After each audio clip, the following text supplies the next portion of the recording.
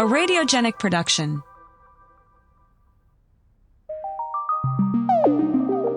BLB, Sounds from the Past, Memories of Pirate Radio and Stories of Bray Local Broadcasting.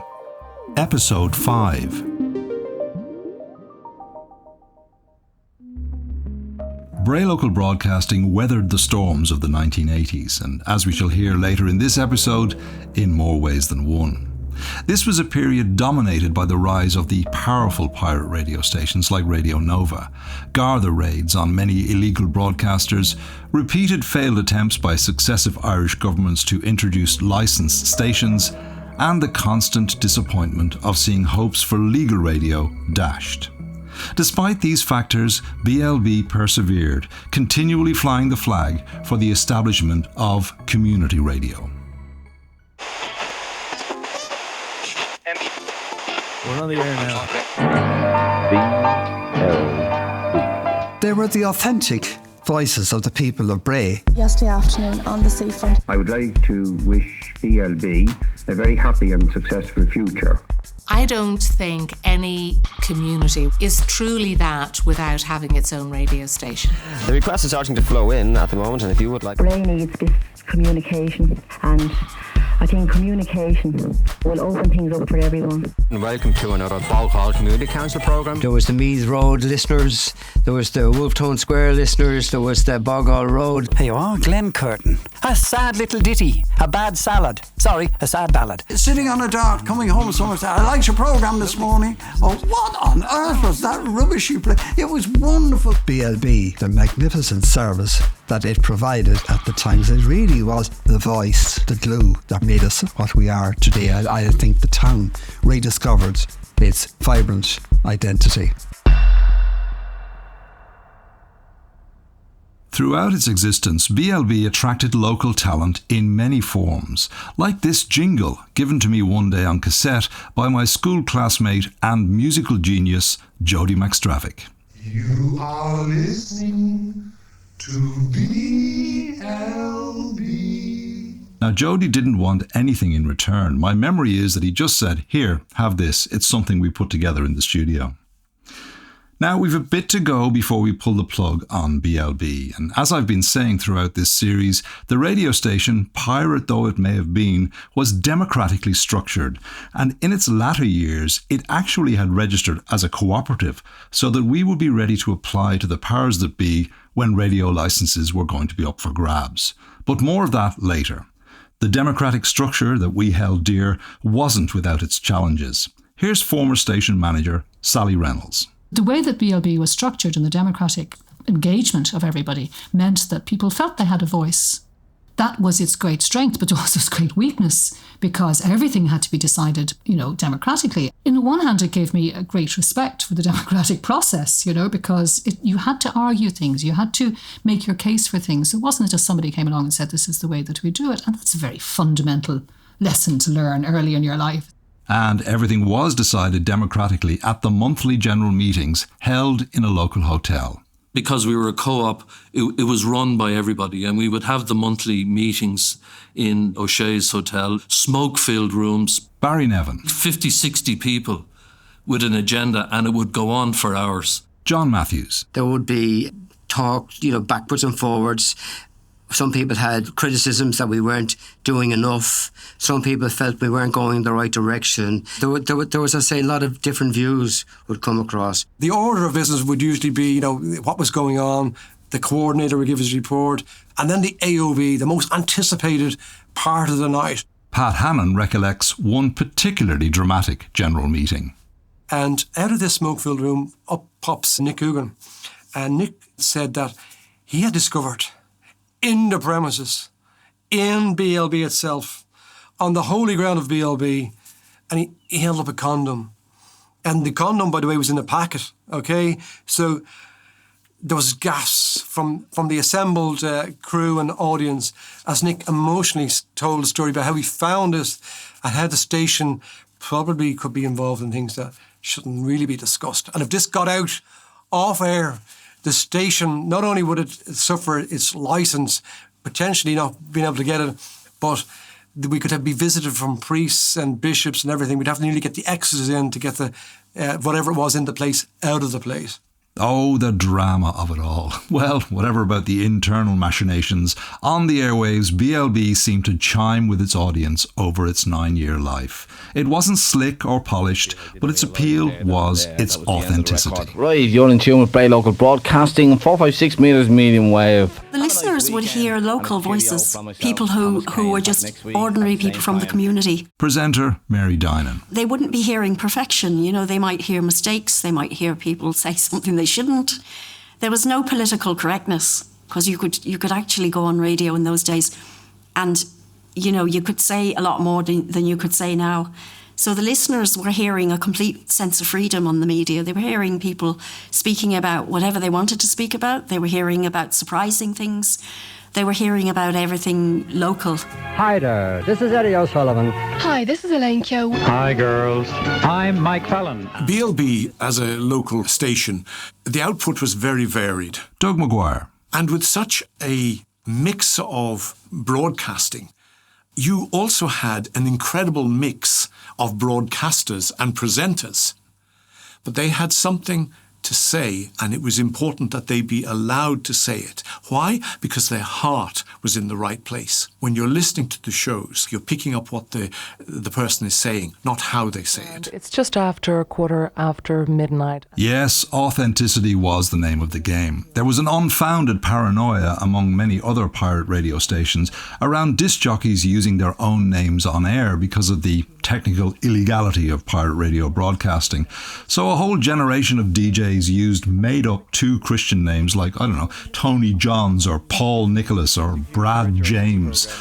I always thought that this was false and created these on-air personas that weren't real. So when I was recruiting in the early days, I encouraged new presenters to use their own names and speak in their own accents. And I actually distinctly remember one aspiring broadcaster telling me that my name was great and where did I get it from?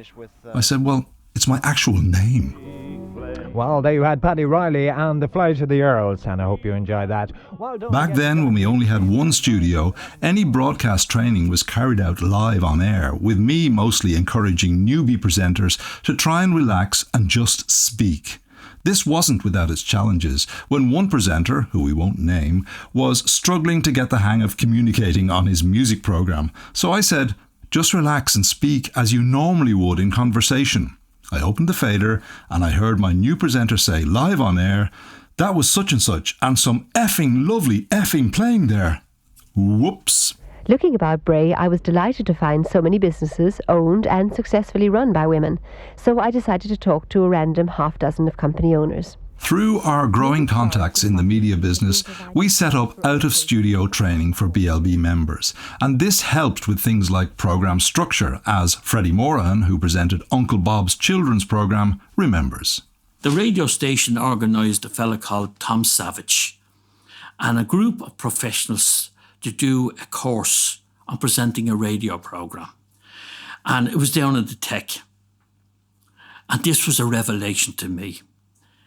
And basically one thing he said was, and I always thought it was very, very good, he said, if you're doing an hour programme, imagine the hour is like a segment of an orange. So you have these segments. You know you have looked through and you say you play 16 records if you didn't speak at all.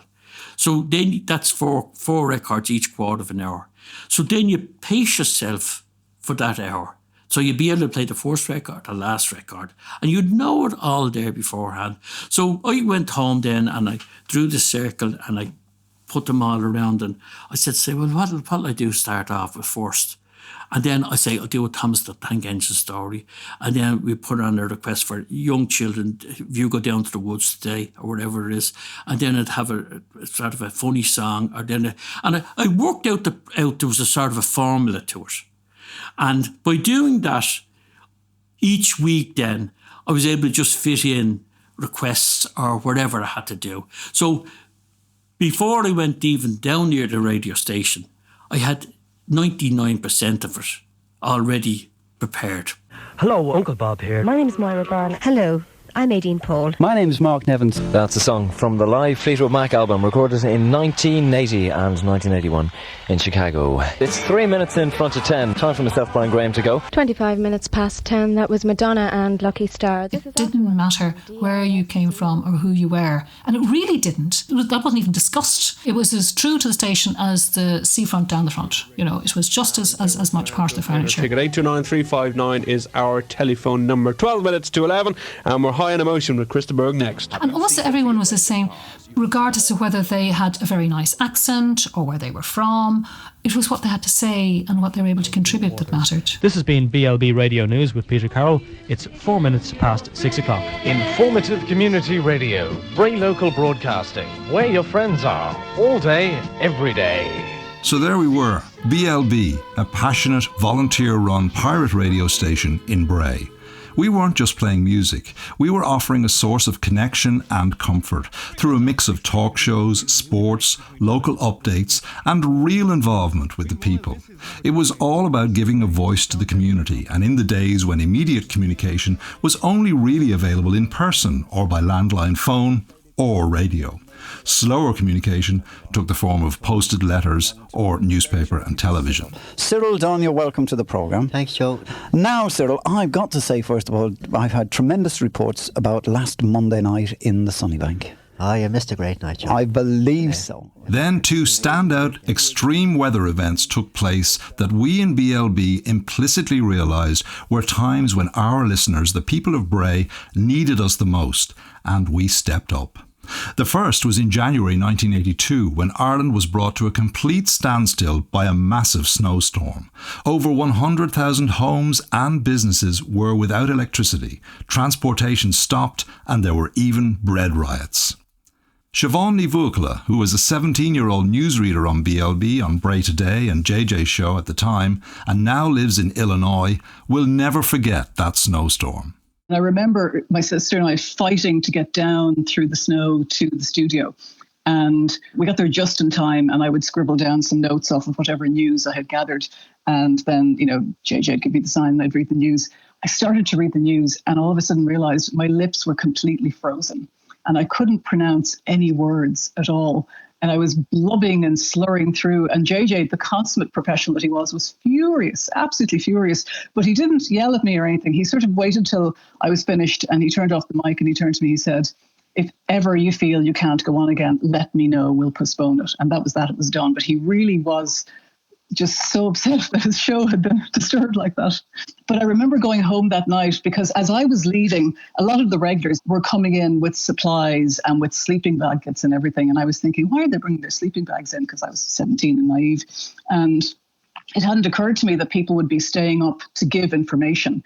So when I got home, I turned on the radio and I started listening to BLB for the rest of that night. And, it started off sort of benignly enough with, somebody would call in and say, listen, if you're trying to get up Herbert Road, don't go as far as Ardmore Hill because the hill up to Ardmore is completely blocked and there are cars blocking. You're just going to get stuck. And then people calling in, of course, saying, I'm stuck in this and that pub. Would you tell my wife if she's listening I can't get home, which was hilarious. The number of people stuck in pubs that night, I don't know how the pubs could accommodate them. I also don't know how they could manage to call BLB but not call home, but we'll give them a pass on that one. But as the couple of days afterwards went by, I think was when BLB really came into its own because it literally became the hub for the whole town. People were calling up, asking for things, telling things. I can remember listening to a woman calling up saying she was a new mother, she was stuck inside, and did anyone just have any nappies that they could loan her to tide her over the couple of days? And of course, floods of calls coming in saying, get the address to us, we'll get her the nappies. There was this huge connectivity. There was this huge sense of community. And as I listened over those few days, it started to occur to me that this wasn't just about fun. This was something that really mattered. It really made a difference in the community. And it really made the whole town focus on this fantastic resource that we had and see how wonderful it was. That was 1982, and then in August 1986, BLB played another vital role when an even more catastrophic event struck Bray, Hurricane Charley. The major flood was caused when the dam up in the Paddock Lake broke. Louis O'Rourke was not only a member of BLB, but also of Bray Civil Defence. And it released a huge volume of water down the river. The fact that we had a local radio station running that night was a tremendous help to the town, and particularly to the people of Little Bray who were involved in the flooding. It was the lower Dargle Road area of Bray that was hit worst, with gallons of water flooding into people's homes. That was one night where BLB worked very hard, bringing information about the events that were unfolding as they were unfolding in Bray. Harry Shaw was captain of Bray Golf Club in 1986. The highlight of my captaincy was Hurricane Charley, which happened during the captain's prize. There was an isolated expanse of water to one side of the second fairway, and a young fella caught a salmon in it. But it was a scene of devastation. Barry Nevin. Hurricane Charley has all sorts of memories for me because I was also in civil defence as a volunteer, and we were actually out that night in boats going down the Dargle Road to see did people need rescuing. The water was literally up to the bedroom windows. Lower Dargle Road, Dargan Street, Maitland Street, all around that area from where the laundry used to be, the one-storey houses, they were all completely flooded out. The devastation caused by the Dargle River overflowing and flooding houses was now making national headlines. A lot of the Little Bray area of the town has been flooded. A lot of property has been damaged. A lot of people are going to have a very traumatic experience. For some reason, I decided to take myself out of the house to go down towards the Dargle to see how bad it actually was. Mark Nevin. And I remember driving towards the end of Superquin. The water was brimming over the top wall at an enormous rate. And I just decided this isn't the time to be here.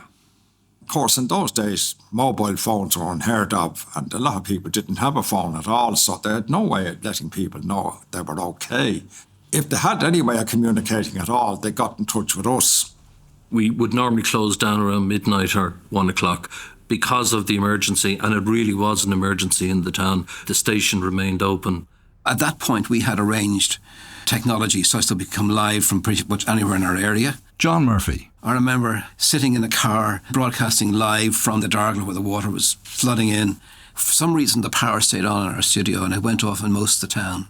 Maura Byrne and I happened to be in the studio when the things got really bad and the weather got really bad, and we were there for the night. Maura Byrne. We realised by 7, half 7, 8 o'clock, there was no way we were going home. There was no way to get home. Sally Reynolds. The station then took on, for me, a whole different role insofar as it was so important for communications.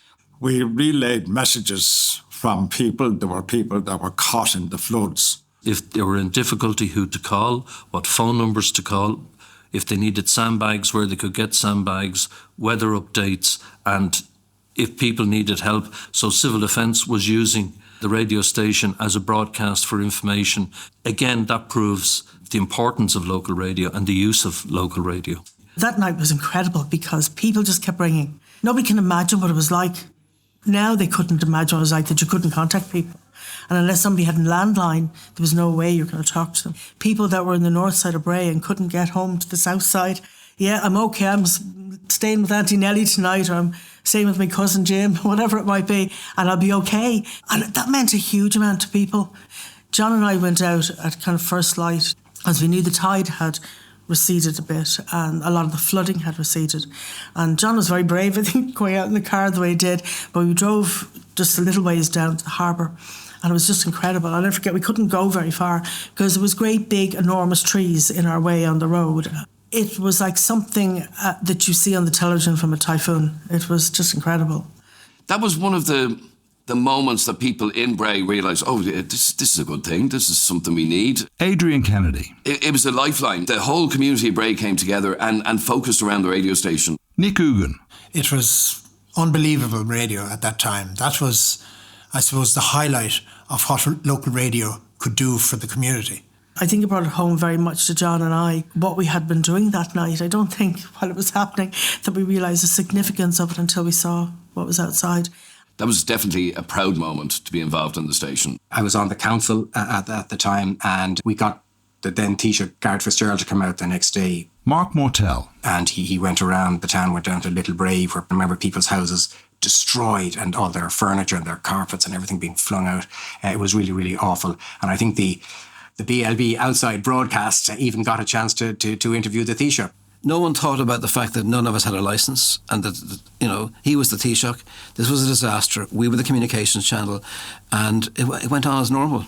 We had the caravan down there, we gave information for a couple of days, and you realised just how important the station was. And during that night in particular, when it was very scary, and you didn't know what was happening, and as I said, there was a question of whether somebody had died or not died, the radio station was the only means of communication. And people said that afterwards in the area, that if without BLB, they would have been just a bit more scared. They felt that there was at least a communication going on here, because it wasn't of interest as to RTE particularly. It probably was on the news at 9 or whatever, but there wasn't a dedicated service as we were providing all the way through the night and over the following days, because the houses were destroyed down there. It wasn't just a case of a little bit of water in the living room. It was up the walls, and it was dirty water, and the equipment had to be thrown out, and fridges had to be thrown out, and families were really very badly affected by it.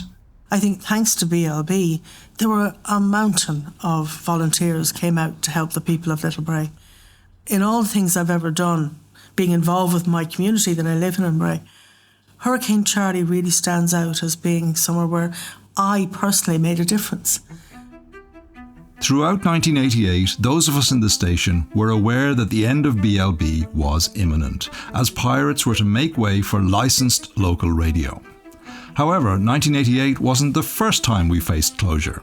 For the sake of accuracy, it's important to note that BLB had already shut down before, in 1983. That emotional closure was driven by a poorly considered government directive, which was essentially a knee-jerk reaction to the growing power of large pirate stations who were threatening RTE's revenue. Here's John Murphy remembering me calling him in America with the news that we were to close. I was in California working that month, so Mark rang me to say all the stations are being closed. So the naivety, right? I phoned up Ted Nealon, who was I think was the junior Minister of Communications, and I got straight through to him, right? And I told him who we were, and I asked him what was going on.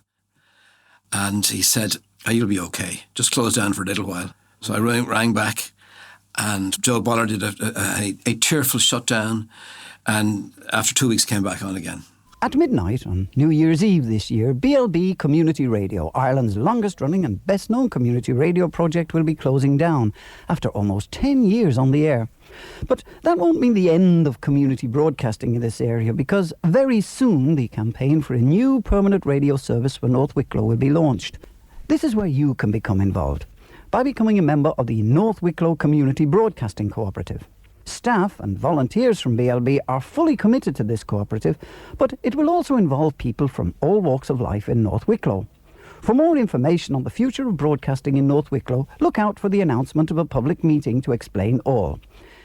As we moved closer to the end of 1988 and the inevitable real close down, BLB went on a fundraising campaign on two fronts: funds to finance the bid for a licence and shares in the North Wicklow Community Co-op, which was the umbrella under which BLB was applying.